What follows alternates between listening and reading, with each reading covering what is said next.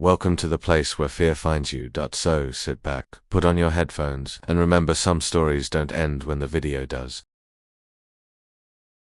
You know, there's a difference between being scared and being unsettled. Being scared is like when you're watching a horror movie. You see something jump out, you scream, your heart pounds for a few seconds, and then it's gone. You might even laugh about it afterward. But feeling unsettled, that's a whole other thing. That's when the fear doesn't leave you. It stays. It follows you home. It creeps into your head when you're lying in bed at night. It makes you check the corners of your room, the shadow under your bed, or the dark hallway outside your door. It makes you look over your shoulder when you're walking alone, even though you swear no one's there. And tonight, I'm going to tell you stories that do exactly that. These are the kind of stories that stay with you. The kind you'll think about when you're alone at night, and the house is just a little too quiet. The first one happened to a woman named Claire. Claire was the kind of person who didn't scare easily. She lived in a small town, worked as a nurse, and was used to driving long distances at night after late shifts. One Friday evening, she'd gone to visit her sister, who lived about an hour away. They stayed up talking until late, and by the time she got in her car to go home, it was already close to midnight. The road she had to take was one of those long, empty highways in the middle of nowhere. No streetlights, no other cars. Just the sound of her tires on the pavement and her headlights cutting through the pitch-black darkness. It was the kind of road where you start to feel like you're the only person left in the world. She kept the radio on low, more for comfort than entertainment, and her eyes scanned the road ahead. That's when she saw it. A figure up ahead, standing at the edge of the road. A man. He was holding something in his hand, and as she got a little closer, she realized it was a suitcase. He was just standing there, completely still. At first, Claire's instinct was to slow down. Maybe he needed help. Maybe his car had broken down somewhere. She knew it wasn't unusual for people to hitchhike out here, even though it wasn't safe. But as her headlights hit him more directly, she saw his face. His mouth was stretched into this strange, unnatural smile, far too wide, like it had been frozen that way. And his eyes, they didn't blink, not once, just locked on her car, staring straight at her. Something in her gut told her not to stop. She pressed her foot on the gas and drove past him. But as she passed, she noticed something that made her skin crawl. His head turned to follow her, the smile never changing, his body completely still. She tried to shake it off, telling herself it was just a weird guy, maybe drunk or high. But then, in her rearview mirror, she saw movement. The man had stepped onto the road, and then he started running. Not just running, sprinting, his arms pumping, his legs moving in a way that looked almost too fast, too jerky, like his body wasn't built to run like that. Her heart slammed in her chest as she pressed the gas, harder, pushing her old sedan as fast as it would go. She kept her eyes on the mirror, and for several terrifying seconds, he was keeping up. That frozen grin, those unblinking eyes, the sight burned into her mind, and then, just as suddenly as he had started, he stopped. One moment he was there, the next he was standing in the middle of the road, motionless again, watching her car disappear into the darkness. Claire didn't breathe until she was home, locking every door and checking the windows twice. She told herself it was just some lunatic, but deep down, she wasn't sure that's what it was. The second story is about a guy named Daniel. Daniel had just moved into a new apartment after breaking up with his girlfriend. It was small, kind of old, but the rent was cheap, and it was in a decent area. He spent the first few days unpacking boxes, setting up his TV, and getting used to living alone again. The first few nights were uneventful, just him watching movies or scrolling on his phone until he fell asleep. But then came the night that changed everything. It was a Tuesday. He had gone to bed around midnight. The building was quiet, the kind of quiet where you can hear your own breathing and the faint hum of the fridge from the kitchen. He was lying there, half asleep, when he heard it. Someone whispered his name, Daniel. It was soft, but clear enough that his eyes shot open. His first thought was that it was his neighbor, through the wall. The building was old, and the walls were thin, so he figured maybe someone had their TV on, or was talking late at night. He lay there for a moment, listening. Silence. He chuckled nervously to himself, and turned over, pulling the blanket tighter. But then he heard it again. Daniel. This time it was closer, much closer. His eyes darted to the dark corner of his bedroom. The sound hadn't come from the wall at all, it had come from inside his own room. He sat up, his heart racing, straining his ears for any other sound. The room was dim, lit only by the faint orange glow of the street lamp outside his window. He scanned every shadow, every corner, telling himself it was just his imagination. He grabbed his phone from the nightstand and turned on the flashlight, sweeping it across the room. Nothing. The closet door was closed. The floor was empty. The chair in the corner had nothing on it. He was about to lie back down when something caught his eye in the reflection of the window. For a split second, he thought he saw a shape behind him. He spun around. Nothing was there. Daniel didn't sleep much that night. He kept the light on and stayed under the covers, phone in hand, listening for any other sound. The whisper never came again that night, but he couldn't shake the feeling that something had been there with him. Over the next few weeks, little things started happening. He'd wake up to find his bedroom door open when he was sure he'd closed it. Items in his kitchen would be moved to different places. Sometimes, in the middle of the night, he'd wake up and feel like someone was standing right next to his bed, even though he couldn't see anyone. One night, he set up his phone camera to record while he slept.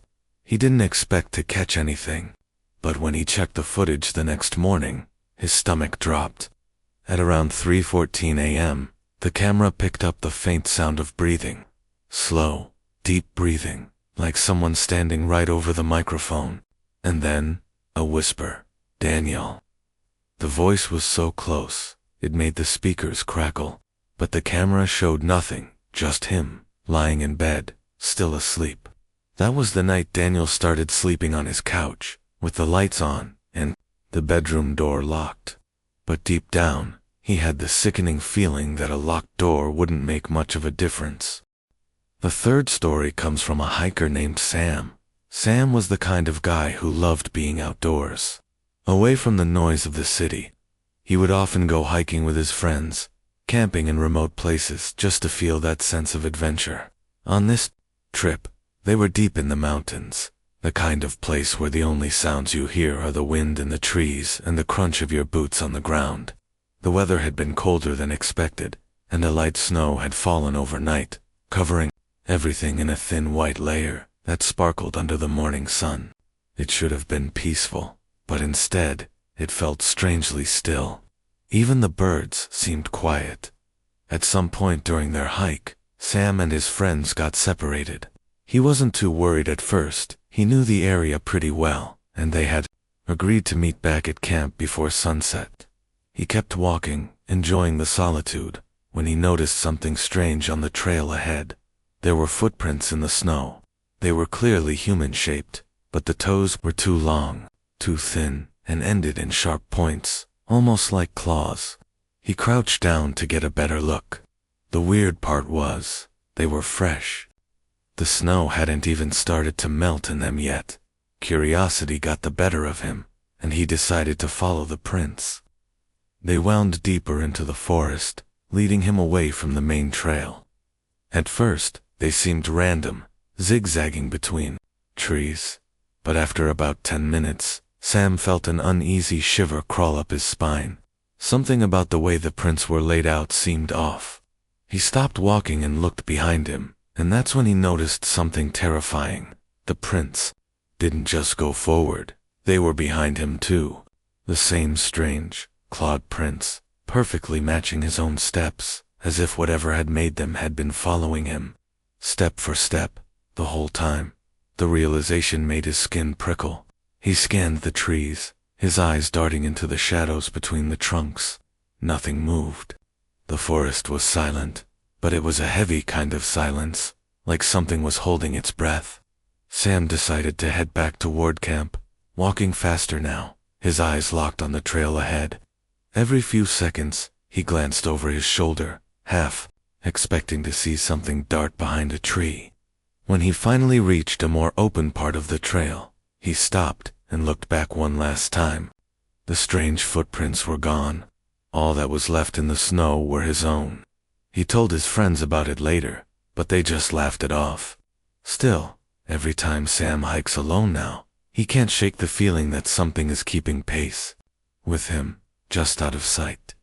The fourth story is about a mother named Rachel. She lived in a small house on the edge of town with her 6-year-old daughter, Emily. Life had been quiet for them after Rachel's divorce, and she was doing her best to make things feel normal. Emily was a bright, happy kid, though sometimes she would say things that made Rachel uneasy, talk about imaginary friends or strange noises she'd heard in the night. Rachel always brushed it off as a child's overactive imagination. One night, Rachel was asleep when she felt a small hand touch her arm. She opened her eyes to see Emily standing beside her bed. Her daughter's hair was messy, her eyes wide and frightened. "Mommy," Emily whispered, her voice trembling, "can I sleep with you? There's a man in my room." Rachel's heart gave a little jump.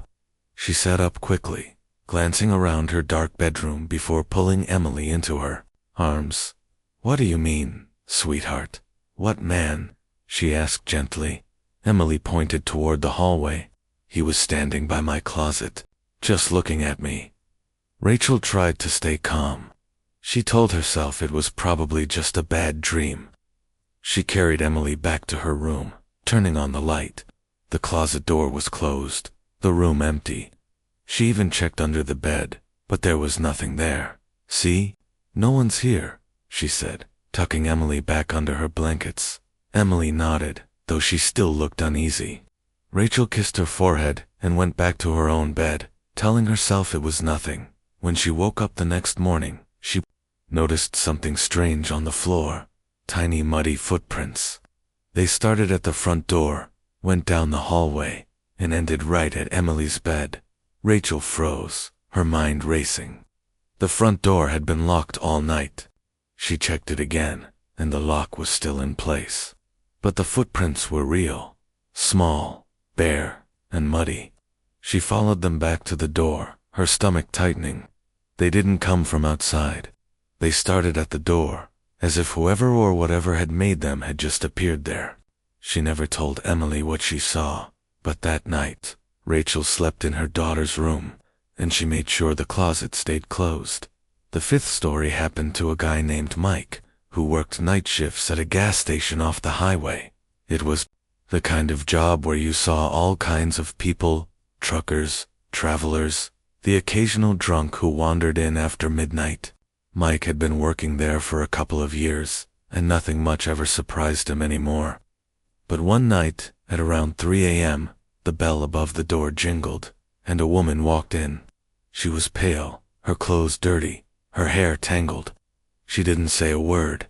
She didn't look around at the shelves. She just stood there, staring at Mike. He gave her a polite nod and asked if she needed help, but she didn't respond. Her eyes were locked on him, unblinking. Then, slowly, she smiled. It wasn't a friendly smile. It was the kind of smile that makes your stomach twist, like she knew something you didn't. Without a word, she turned and walked out the door. Mike stood there for a moment, unsettled, then shrugged it off and went back to stocking shelves.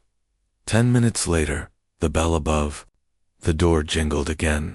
Mike looked up and froze. It was the same woman, same pale face, same tangled hair, same dirty clothes, even the same strange smile. She walked in the exact same way she had before, her eyes fixed on him. For a second, Mike thought maybe she had just come back for something she forgot. But as he watched her, a chill ran through him. There was dirt on her clothes, the same dirt in the same places as before. It was like she hadn't left at all, like time had rewound itself, and she was repeating the moment exactly. She didn't say a word this time either. She just stood there for a few seconds, smiling that unsettling smile, and then she left again. Mike walked to the window and watched her cross the parking lot, but when she stepped into the shadows near the edge, she vanished, just gone, as if she had melted into the dark. He stood there for a long time, staring at the spot where she'd disappeared, wondering if he had just imagined the whole thing. But deep down, he knew he hadn't, and he never saw her again. Though some nights, when the store is quiet and the clock creeps toward 3 a.m., Mike swears he hears the faint sound of the doorbell jingling, followed by that same silent smile in his mind. Story 6 is one that still gives me chills whenever I think about it. It happened to a man named Peter, a quiet, ordinary guy who worked long hours at an office job in the city. It was late one winter evening, and the streets were empty when he pulled into his driveway. His house sat at the end of a cul-de-sac, surrounded by tall, bare trees that swayed in the wind. Peter turned off the engine, sat for a moment in the quiet of his car, and let himself relax. That's when his phone buzzed. He glanced at the screen and saw his wife's name. He smiled, answered the call, and said, "Hey, I just got home." But her voice on the other end wasn't calm or cheerful, it was urgent. She told him she had locked herself out of the house and needed him to come home right away. Peter frowned and said, "What do you mean? I'm already here." His eyes drifted toward the house, and that's when his stomach dropped. Standing at the front door was his wife. She was waving at him, her face half lit by the porch light, wearing the same coat he'd seen her leave for work in that morning. But here's the thing. His phone was still pressed to his ear, and her voice on the other end whispered, "Peter, don't go inside." His chest tightened, and his mouth went dry. He looked between the figure at the door and the glowing screen of his phone. The voice in his ear repeated, more urgent now, "Peter, listen to me. That's not me." The figure on the porch tilted her head slightly, still smiling, still waving. But the longer Peter looked, the more he realized something was off. Her movements were too slow, too deliberate, like she was mimicking human gestures but didn't fully understand. Peter stayed in his car, his hand gripping the steering wheel. "If that's not you," he whispered into the phone, "then where are you?" His wife's voice trembled as she told him she was at her friend's house across town. She'd lost her keys and had been trying to call him for the past half hour. Peter's mind raced. He didn't know what to believe, but every instinct screamed at him to stay put. The figure at the door stopped waving. Slowly, it began walking down the steps toward his car. Each step was heavy and deliberate, the sound of the heels clicking on the wooden porch somehow echoing louder than they should have. Peter's pulse hammered in his ears as he turned the key in the ignition, the headlights flaring to life. For a moment, the figure froze in the beam, and in that split second, he saw its face more clearly. It looked like his wife, but the skin around the mouth was stretched too tight, and the eyes weren't hers at all. They were dark, almost black, and they didn't blink. Peter slammed the car into reverse, backing down the driveway as fast as he could. The figure didn't run after him, it just stood there at the end of the driveway, watching him drive away. His wife stayed on the phone until he reached the main road, her voice shaking as she told him to come straight to her friend's house. He didn't go home that night, and when they returned together the next morning, the front door was wide open, and a faint set of muddy footprints led from the porch into the living room and stopped in the middle of the floor, as if whoever had made them had simply vanished. And the last story is short, but it will stay with you long after you hear it. A college student named Anna had just moved into an old dorm building. It was the kind of place with creaky floors, flickering lights in the hallways, and a faint smell of dust that never seemed to go away. Her room had been empty for a while before she moved in, but the previous tenant had left behind one thing, a massive ornate mirror that was too heavy to move. It stood against the wall opposite her bed, its frame carved with strange, twisting patterns that looked almost like faces if you stared at them long enough. At first, Anna thought it was beautiful, if a little unsettling. Every morning she'd wake up and see her reflection in it. Nothing unusual. But, as the weeks went on, little things started to bother her. Sometimes, she'd glance at the mirror and think she saw her reflection move a fraction of a second. Too late, like it was lagging behind her. Other times, she'd wake up in the middle of the night and find herself staring at it, not remembering how she'd even sat up in bed. One morning, she woke up and saw something that made her freeze. She was lying still, eyes barely open, looking at the mirror. Her reflection was smiling. Not a small, sleepy smile, but a wide, almost forced grin. The problem was, Anna's face was completely blank. She wasn't smiling at all. Her reflection held the grin for a few seconds longer before it faded, and in perfect sync. The reflection matched her expression again. She told herself it was just her imagination, maybe a trick of the light, and tried to ignore it. But once you've seen something like that, you can't unsee it. Over the next few days, she noticed the reflection watching her more closely. If she looked away, she had this strange feeling that it kept staring, even when she wasn't. Once, while brushing her hair, she caught the reflection's eyes, following the motion, a split second too late. The final straw came late one night. Anna was lying in bed, drifting toward sleep, when she felt a strange pull to open her eyes. The room was dark, but the shape of the mirror was visible in the faint glow from the street lamp outside, and in the mirror, her reflection was sitting up, leaning forward, staring directly at her. Her own body was still lying down, completely still, but the reflection's head tilted slowly, as if studying her. Then, in one slow, deliberate movement, the reflection lifted its hand and pressed it against the glass.